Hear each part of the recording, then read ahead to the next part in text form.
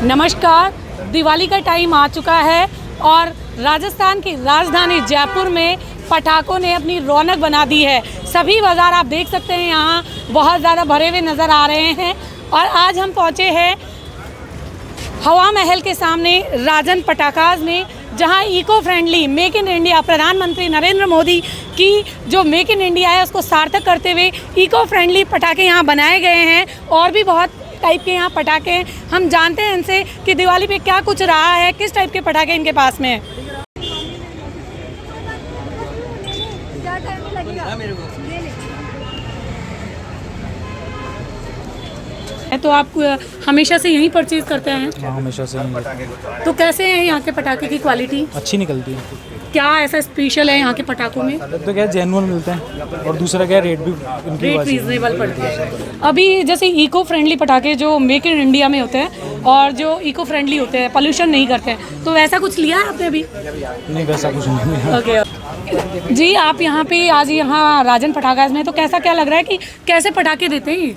ये eco friendly genuine पटाखे देते हैं पूरे। तो आप हमेशा से यहीं से लेते हैं? मैं हमेशा से, मेरे को 12-15 साल हो गए यहाँ से। 12-15 साल हो गए। तो क्या कारण है कि आप यहीं से लगातार परचेज करते हैं? क्योंकि इनकी रेट एकदम जेन्युइन है और दूसरा क्या है, ओरिजिनल आते हैं। ओरिजिनल आते हैं, चीज़ें ओरिजिनल आती है। ऐसे नहीं कि मतलब अपने जलाया कुछ हो गया। अभी इको फ्रेंडली वाला सिस्टम चल रहा है, तो ये आपने इको फ्रेंडली पटाखे लिए हैं? हाँ, मैंने इको फ्रेंडली। ओके। आप यहाँ से हमेशा पटाखे लेते हैं या फर्स्ट टाइम ले रहे हैं? हमेशा लेता हूँ। हमेशा लेते हैं। तो क्यों आप यहाँ हमेशा क्यों लेते हैं यहाँ से? मतलब कोई कारण, क्या क्वालिटी? आप पहली बात तो क्या है, रेट ठीक लगाते हैं, रेट रीजनेबल ये लगाते हैं। वाले जो पटाखे हैं जो मैं हमेशा ही इसमें कोई मिसफायर नहीं होता और प्रॉपरली अच्छे काम करते हैं। मतलब आप ये कहना चाह रहे हैं कि क्वालिटी बहुत अच्छी देते हैं, इसलिए आप हमेशा से यहाँ से ले रहे हैं। तो अभी इको फ्रेंडली वाले पटाखों के बारे में क्या कहेंगे आप? इको फ्रेंडली वाले तो मैंने दिए नहीं है अभी, तो उसके बारे में कुछ नहीं कह सकता। अनार है वो बहुत अच्छे हैं, जो शादी में विशेष तौर से यूज करते हैं। अभी बच्चों के लिए लेके जा रहे हैं। और फुलझड़ी है बेस्ट है, और सुतली बम वाले भी हैं, वो भी अच्छे हैं। कहाँ से हैं आप? मैं यहीं से हूँ, जमारामगढ़ से हूँ। जैसे जो पहले चलता था फार्मूला, पहले उस फार्मूले में बनता था, गवर्नमेंट ने फार्मूला चेंज करवाया तो कंपनीज ने उसको अब अडॉप्ट किया है। थोड़ा टाइम लगा पर अब सब कुछ ग्रीन हो गया, अच्छा हो गया, पॉल्यूशन कम होगा इससे। I think 50 to 60% pollution reduce होगा इस चीज़। तो मतलब मोदी जी के मेक इन इंडिया वाला फॉर्मूला चल रहा है? मेक इन इंडिया तो ऑलरेडी था, पहले चाइनीज़ पटाखे जो आए थे उनका प्रतिबंध तो हो ही चुका है टोटली, पर अब मेक इन इंडिया और ज़्यादा प्रमोट हुआ है ग्रीन क्रैकर्स से। तो ग्रीन क्रैकर्स को ज़्यादा लोग, आपके यहाँ सभी प्रकार पटाखे ऑलमोस्ट अब सारे क्रैकर्स ग्रीन ही हैं। अब कोई भी नॉर्मल जो पहले केमिकल्स तो वो यूज़ ना होके ग्रीन केमिकल ही यूज़ हो रहे हैं। किस रेट में होंगे ये पटाखे, जैसे ये बताएंगे? जैसे अब चक्कर है, चक्कर start from 100 rupees box till 300 rupees box.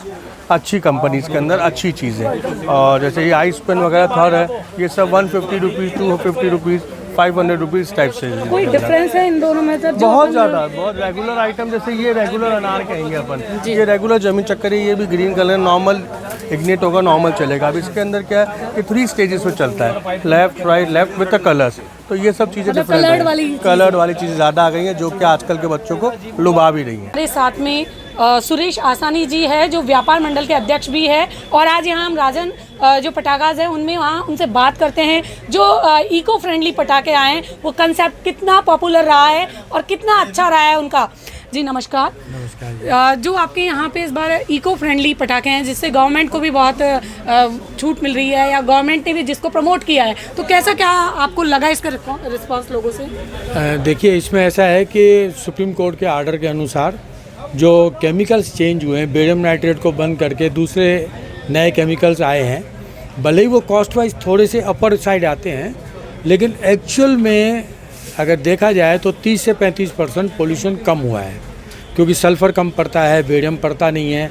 तो जो धुआं और जो एयर पोल्यूशन जो नाक और गले को ख़राब करता है, अस्थमा के पेशेंट के लिए बहुत नुकसानकारक है, उसकी लगभग चांसेस लगभग समझिए कि 80% कम हो गए। तो आपका मानना है कि ये पटाखे बहुत सेफ है? बिल्कुल सेफ है। तो इस बार कैसी डिमांड है लोगों की, कौन से पटाखों की ज़्यादा डिमांड है? देखिए, लोगों का जो पटाखों के प्रति जो क्रेज़ है वो भले ही मीडिया या स्कूलों में आजकल सिखाया जाता है कि से नो टू फायरवर्क्स, लेकिन पटाखा एक ऐसी चीज़ है जो सदियों से भारतवासियों के रग रग में जुड़ी हुई है। दीपावली आना यानी पटाखे और मिठाई, और पटाखे के बगैर तो दीपावली एकदम सूनी लगेगी। ठीक है, पर्यावरण का नुकसान जो भी जहाँ भी है बहुत ज़्यादा है, लेकिन वो दूसरी चीज़ों से है। फटाकों का कोई कसूर नहीं है, लेकिन फटाका मेरी नज़र में फटाका एक बहुत गरीब इंडस्ट्रीज़ है। गरीब इंडस्ट्रीज़ के ऊपर हर कोई अपना जमा सकता है कि ये बंद करो, ये बंद करो, जबकि सबसे ज़्यादा पोल्यूशन जो है व्हीकलरी है। सबसे ज़्यादा पोल्यूशन जो किसानों की जो वेस्ट निकलती है, जिसको पराली कहा जाता है, सबसे ज़्यादा वो है। और फिर तीसरा एक कारण है कि जैसे ही सर्दियाँ आती हैं वैसे ही एयर फ्लो बहुत कम हो जाता है, तो वातावरण में बहुत ज़्यादा नमी आ जाती है। नमी की वजह से कोई भी जो प्रदूषण के जो कण हैं वो ऊपर नहीं उठ पाते हैं, तो एक गरीब फटाके इंडस्ट्रीज़ को कसूरवार ठहराया जाता है कि ये फटाके की वजह से, जबकि ऐसा कुछ भी नहीं है।